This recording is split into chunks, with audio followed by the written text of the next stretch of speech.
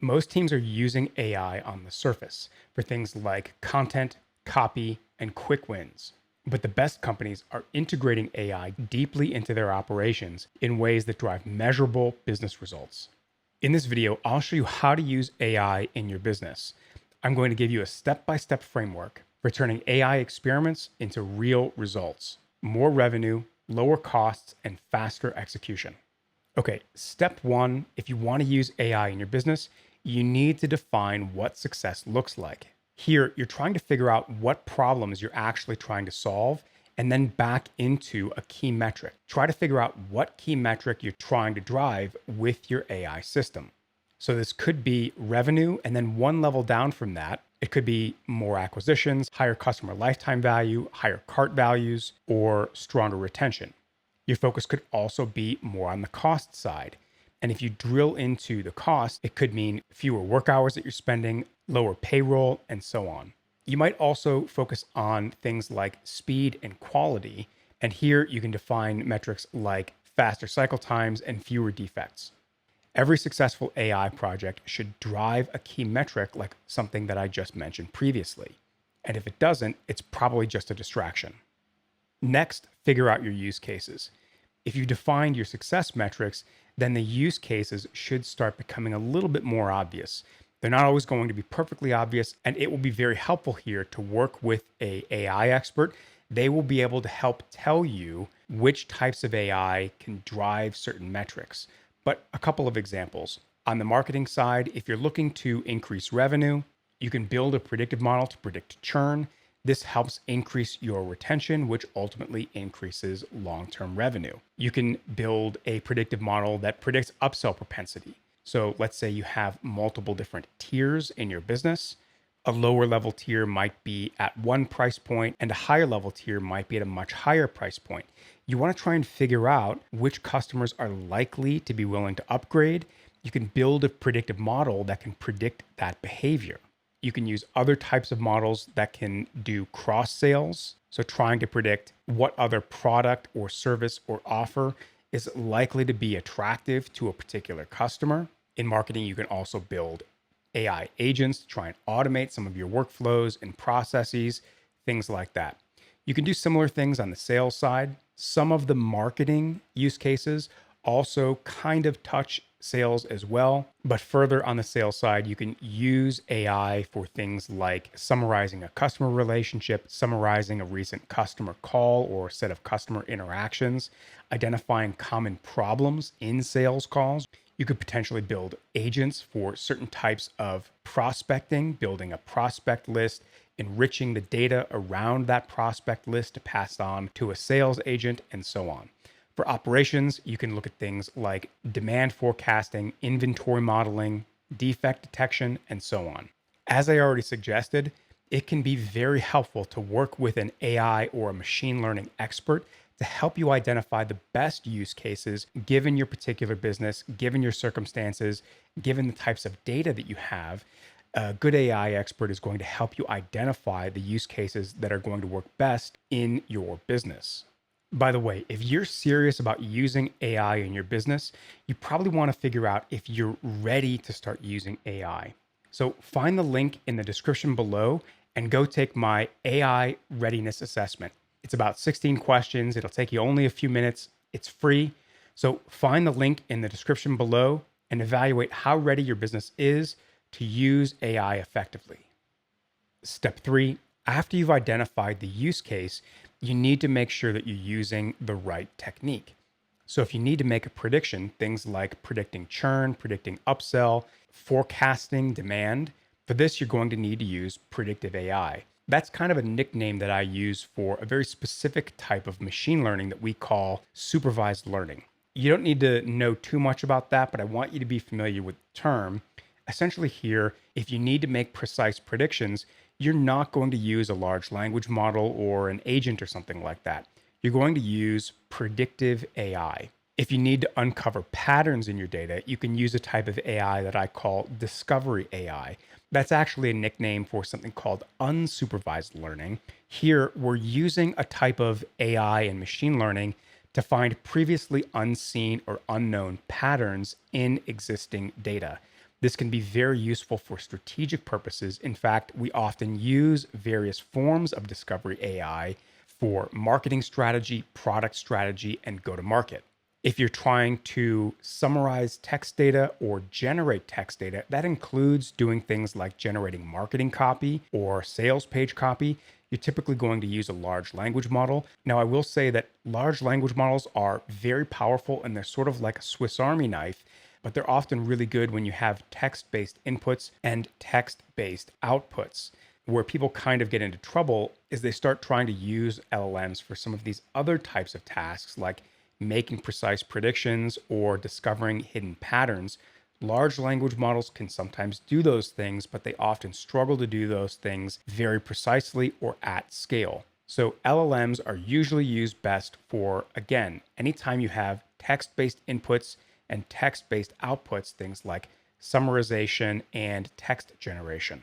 Finally, if you're trying to automate workflows, that's where you're going to use an AI agent. So if you're trying to automate an existing process or maybe replicate the behavior of an employee, anything where you're going to be extracting data, extracting information from documents, reasoning or planning based on that information, and then taking actions, you're typically going to build an AI agent. I will say that AI agents are much more complicated than most people think. A lot of people think that they can sort of hack together an AI agent in a long weekend and get it to work properly inside of their business. AI agents can fail or screw up in a variety of ways, and they often require quite a bit of AI engineering. So this is one area, again, where you're probably going to want to work with a serious AI or machine learning expert that can help you build an AI agent that actually delivers value while mitigating risk. The next step for using AI in your business, after you've figured out what your goals are, you've chosen the right technique, then you need to get the right data. This is something that almost everyone forgets. I think part of the problem here is that people are so used to going to ChatGPT and just typing in a question and it gives them an answer. You often don't need to give ChatGPT or similar large language models a lot of information, but even with an LLM, it can be very beneficial to give it additional documents, give it additional data. We call that context engineering. That's one form of data usage. But for a variety of other types of AI, they all have their own data requirements. So for predictive AI, we typically need data often in a row and column format, more like an Excel spreadsheet, but we often professionally store that data in a database. And the type of data that you'll need for predictive AI can really vary. It could be transaction data, it could be survey data, it could be data in your CRM, could be data on the customer themselves or the relationship with the business, and so on. For large language models, LLMs often work very well with text-based inputs, as I said previously. So if you're using an LLM, it can often be very beneficial to have text-based documents that you can pass into a query, and that can help the LLM figure out the best answer to give you. So here we're talking about things like policies, SOPs, procedures, contracts, customer calls. Those can be transcribed and put into an LLM. Now, in many cases, you can do that manually and kind of take some of that documentation and either upload it or cut and paste it into a context window of an LLM. But a more professional way of doing that is with a type of system called retrieval augmented generation, otherwise known as RAG. And with RAG, we are taking those documents and storing them in a special kind of database, a document store or a vector database. And then all of that context search and retrieval, that's done automatically using the RAG system. Again, though, documents are a form of data and you'll need to collect those things and make sure that they're available for your AI systems in one way or another. This extends further to AI agents. AI agents often have a RAG system that they rely on. So you'll typically build an AI agent with access to a document store. You might also give an AI agent access to a database or spreadsheets, other type of data. You often also need, for an AI agent, you need training examples to show an AI agent exactly how to perform the task that you're giving to it. So you need training data that shows an AI agent what good looks like. This is, again, something that people very frequently forget. And it can be the difference between an AI agent that works really well and delivers value or an AI agent that just wastes your time and money. So here I have to emphasize that if you want to build serious AI systems that deliver value, you often need to get the right data. Next step, you want to build a pilot and measure the potential ROI. So in the beginning, you don't want to go all in immediately. You want to try and figure out exactly how difficult it is to solve the problem that you're trying to solve, what it's going to cost, and what the trade-offs are. So you typically want to build a pilot. This can actually involve a little bit of experimentation. Sometimes it's not exactly clear exactly which architecture or which AI algorithm is going to best solve your problem. So there's often in this pilot phase, there's going to be some experimentation with different architectures and algorithms. You try them out, figure out which one gives the best results, and you can also take a look at the costs that are associated with those different experiments. So here you're typically going to want to measure your key metric or metrics, things like ability to reduce churn. We're actually going to define those a little bit more specifically, like the accuracy in predicting churn, or if you're building an AI agent, its accuracy in performing a particular task. But here, though, to reiterate, you're trying to figure out the relative costs and benefits of building your system during this pilot phase. Once you can measure the costs and the benefits to your key metrics, you'll know whether to pivot, double down, or shut it down. The next step, you're going to build, deploy, and scale.